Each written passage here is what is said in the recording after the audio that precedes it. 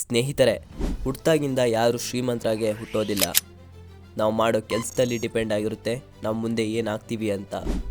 ಇದಕ್ಕೆ best example ಅಂದರೆ ನಮ್ಮ ರಾಕಿಂಗ್ ಸ್ಟಾರ್ ಯಶ್ ಅವರು.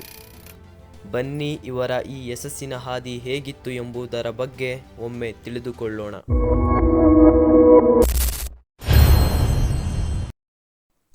ಸಾವಿರದ 1986 ಜನವರಿ 8 ಹಾಸನ ಜಿಲ್ಲೆಯ ಒಬ್ಬ ಸಾಮಾನ್ಯ ಕುಟುಂಬದಲ್ಲಿ ಜನಿಸಿದ ಈ ಹುಡುಗ ಒಂದು ದಿನ ಕೋಟ್ಯಾಂತರ ಹೃದಯ ಗೆಲ್ಲುವ ನಾಯಕನಾಗಲಿದ್ದ.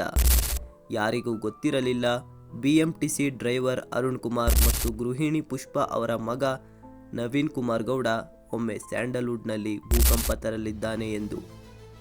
ಸ್ನೇಹಿತರೆ, ಮೈಸೂರಿನ ಪಡವರಹಳ್ಳಿಯ ದಾರಿ ಬೀದಿಗಳಲ್ಲಿ ಓಡಾಡುತ್ತಿದ್ದ ಬಾಲಕ ಮಹಾರಾಜ ಹೈಸ್ಕೂಲ್ನಲ್ಲಿ ಓದುತ್ತಿದ್ದಾಗಲೇ ಒಂದನ್ನು ಅರಿತ.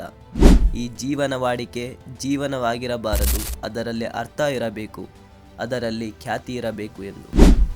ನಟನಾಗಬೇಕು, ದೊಡ್ಡ ಮಟ್ಟದಲ್ಲಿ ಹೆಸರು ಮಾಡಬೇಕು ಎಂಬುದರ ಬಗ್ಗೆ ಇವರು ಜಾಸ್ತಿ ಯೋಚನೆ ಮಾಡ್ತಾ ಇದ್ರು. ಆದರೆ ಅದು ಸುಲಭವಾದ ಮಾತಲ್ಲ. ಸಾಮಾನ್ಯ ಹುಡುಗನಿಗೆ ಈ ಪಟ್ಟ ಮುಟ್ಟಲು ಎಷ್ಟು ಕಷ್ಟ ಎದುರಾಗಿತ್ತು ಎಂದು ಒಮ್ಮೆ ಯೋಚನೆ ಮಾಡಿ. ಇವರ ಸಕ್ಸಸ್ ಸ್ಟೋರಿಯ ಮೊದಲನೇ ಮೆಟ್ಟಿಲೇ ಈ ಬೆನಕ ನಾಟಕ ಶಾಲೆ. ಹೌದು, ನಟನೆಯ ಕನಸು ಹೊತ್ತ ಯಶ್ ಅವರು ಬೆನಕ ನಾಟಕ ಶಾಲೆಗೆ ಸೇರಿದರು. ಅಲ್ಲಿ ಕಲಿತ ನಟನೆ ಮುಂದೆ ಅವರನ್ನು ರಾಕಿಂಗ್ ಸ್ಟಾರ್ ಆಗಿ ರೂಪಿಸಲಿದೆ ಎಂಬುದು ಯಾರಿಗೂ ಸಹ ತಿಳಿದಿರಲಿಲ್ಲ. ನಂತರ ETV ಕನ್ನಡ ವಾಹಿನಿಯ ಗೋಕುಲ ಧಾರಾವಾಹಿಯಲ್ಲಿ ಮೊದಲ ಅವಕಾಶ ಸಿಗುತ್ತದೆ. ಇವರ ಮೊದಲ ಚಲನಚಿತ್ರ ಪ್ರವೇಶವಾಗಿದ್ದು 2007 ಜಂಬದ ಹುಡುಗಿ. ಮೊಟ್ಟ ಮೊದಲ ಬಾರಿಗೆ ಚಲನಚಿತ್ರದ ಪರದೆಯಲ್ಲಿ ಪ್ರತ್ಯಕ್ಷನಾದ ಕ್ಷಣ, ಆದರೆ ಕೇವಲ ಒಂದು ಸಣ್ಣ ಪಾತ್ರದಲ್ಲಿ ಮಾತ್ರ. 2008ರಲ್ಲಿ ಬಂದ ಮೊಗ್ಗಿನ ಮನಸ್ಸು, ಶಶಾಂಕ್ ನಿರ್ದೇಶನ, ರಾಧಿಕಾ ಪಂಡಿತ್ ಜೊತೆಗೆ ಅಭಿನಯ. ಈ ಚಿತ್ರದ ಪೋಷಕ ಪಾತ್ರದಿಂದ ಫಿಲ್ಮ್ ಫೇರ್ ಪ್ರಶಸ್ತಿಯನ್ನು ಗೆಲ್ಲುತ್ತಾರೆ. ಇದು ಕೇವಲ ಪ್ರಾರಂಭ ಅಷ್ಟೇ. ರಾಕಿಂಗ್ ಸ್ಟಾರ್ ಅಂತ ಪಟ್ಟ ಹಿಡಿದಿದ್ದು 2008ರಲ್ಲಿ ಬಂದ ರಾಕಿ, ಕಳ್ಳರ ಸಂತೆ, ಗೋಕುಲ. ಈ ಯಶಸ್ಸಿನ ಹಾದಿಯಲ್ಲಿ ಸಚಿನ್ ತೆಂಡೂಲ್ಕರ್ ಒಂದೇ ದಿನ ದಿಗ್ಗಜನಾಗಲಿಲ್ಲ, ಸ್ಟೀವ್ ಜಾಬ್ಸ್ ಒಂದೇ ದಿನ ಆಪಲ್ ಕಟ್ಟಲಿಲ್ಲ, ಹಾಗೆಯೇ ಯಶ್ ಕೂಡ ಒಂದೇ ದಿನ ದೊಡ್ಡ ಸ್ಟಾರ್ ಆಗಿ ಬೆಳೆದಿದ್ದಲ್ಲ. ಹೀಗೆಯೇ ಇವರು ಮುಂದೆ ಹಿಟ್ ಚಿತ್ರಗಳನ್ನು ನೀಡುತ್ತಾ ಬರುತ್ತಾರೆ.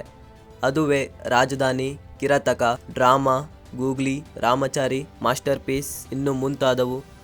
ಅದು ಬಂದುಬಿಟ್ಟಿತು, ಅದೇ KGF.